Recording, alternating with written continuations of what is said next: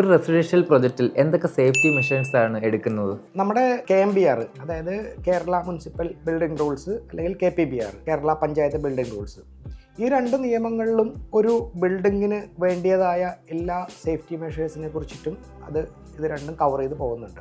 ഇതിൻ്റെ അപ്പുറത്ത് fire and safety പോലെയുള്ള കാര്യങ്ങൾക്ക് നമ്മൾ നാഷണൽ ബിൽഡിംഗ് കോഡ് ആണ് നമ്മൾ കൂടുതലും ഫോളോ ചെയ്യുന്നത്.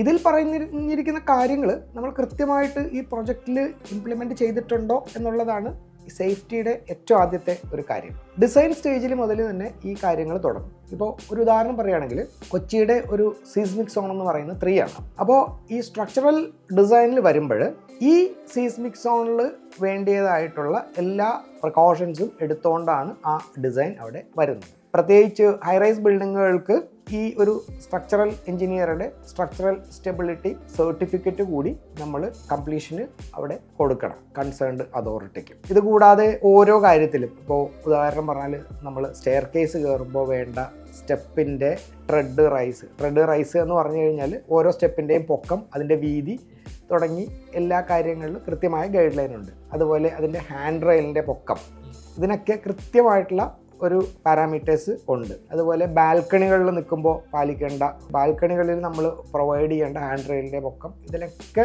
നമ്മൾ ഓരോ പാരാമീറ്റേഴ്സും ഉണ്ട്.